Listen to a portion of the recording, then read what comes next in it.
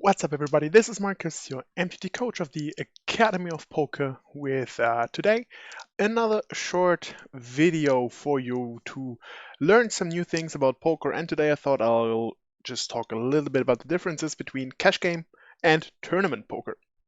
As always, make sure to follow us on all our social media, give us a like, and subscribe us to YouTube so we can grow our channel. And yeah, that keeps us motivated to put more videos up for you. And also, the more people we are, the easier and better it is to learn together. But now, let's jump into it. Hi guys, my name is Marcus. I'm an MTT coach of the Academy of Poker, and we have a great offer for you. Our current Academy of Poker course will only cost you 200 euros, but if you do it the right way, you can even get it for free. All you have to do is hit the link in the description below, get in contact with our managers, and you can start right away.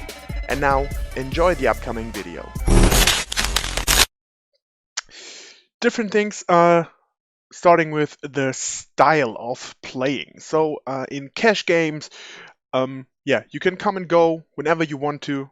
You're free to do whatever you want there in regards of coming and going. If you want to, you can go for a smoke, to go to the toilet, or if you're hungry, go to the buffet or restaurant or whatever, and just leave for half an hour, and you keep all the chips at the table. And yeah, you just come back and have to pay like one or two blinds when you come back.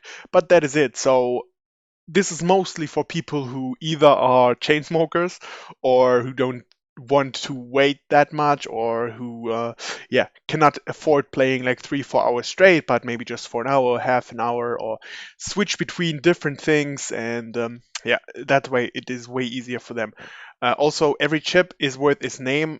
What I mean by that is that if the chip says 5, then it's worth €5, $5, depending on which country you're in.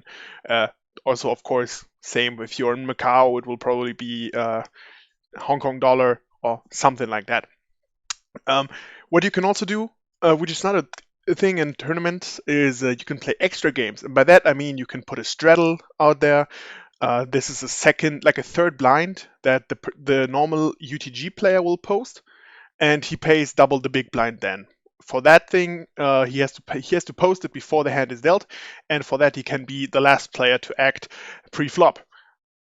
Might probably be expensive and is probably not good for the long run, but sometimes it can, it can just grow the stacks at the play, because you can not only do a straddle, but you can do a re-straddle and a re-straddle, and it always doubles the big blind. So when you start a 1-2 game, it can fast go to 4, 8, 16.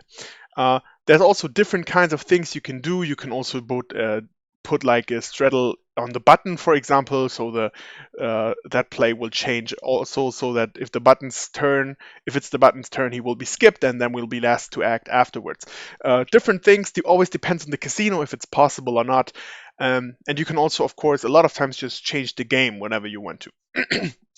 And last but not least, of course, the player types are way different than tournament poker. There is definitely the player who just wants to blow up the pot every time, wants to go for big pots the whole time, or who's constantly mad at something and puts in 100 euros after 100 euros after 100 euros. I've seen it all.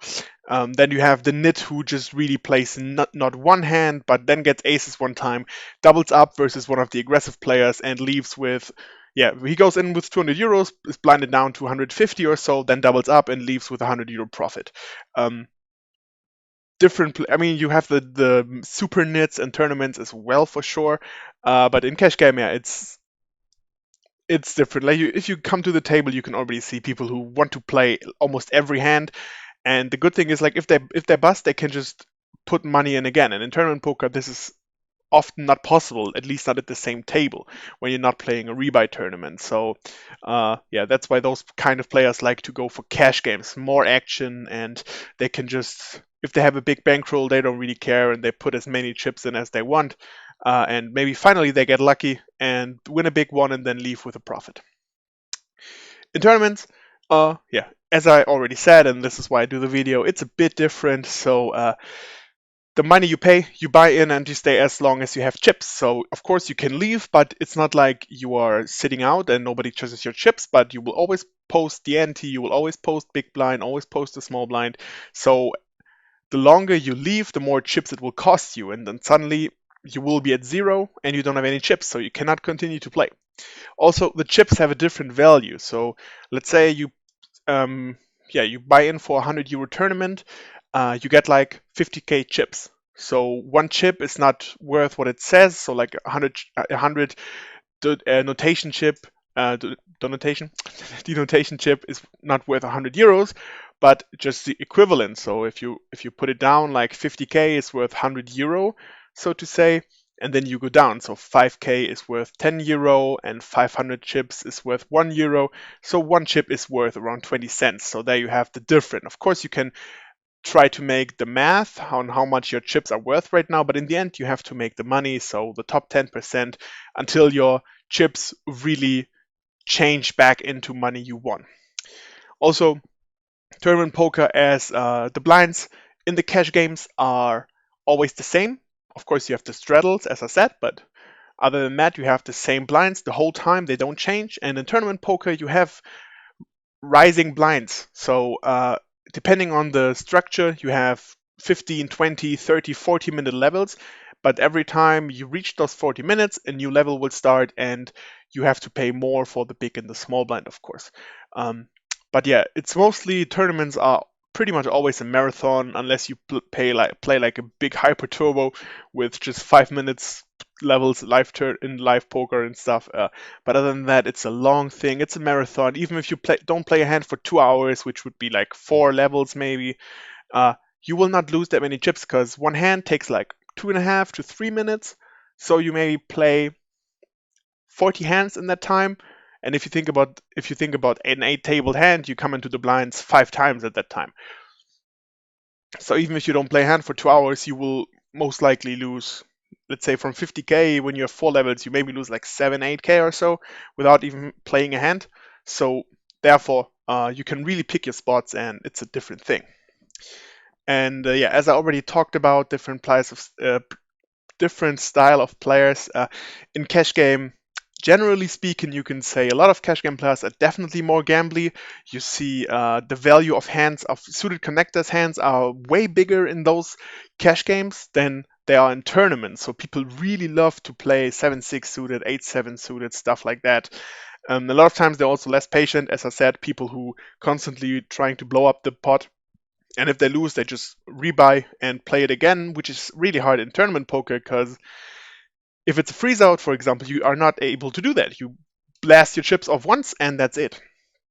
And also, cash game players are definitely more aggressive. So when you see tournament players opening 2, 3x, um, 2 or 3 big blinds pre-flop, in cash games, it usually starts at like 6, sometimes 8. I saw people who opened 15 times the big blind as a pre-flop raise without having any Olympus before him, just because they like to go aggressive. And then you see hands defending with 8-5, and in showdown you see king 7 off, 6-5 suited, and all those kinds of things.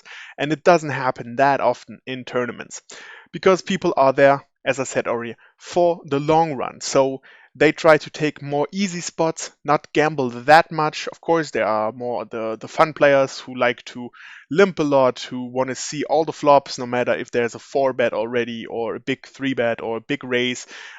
In tournaments, you will, at least at the beginning, you will a lot of times have like 5, 6 way flops where people want to see a flop with every kind of suited hand they have.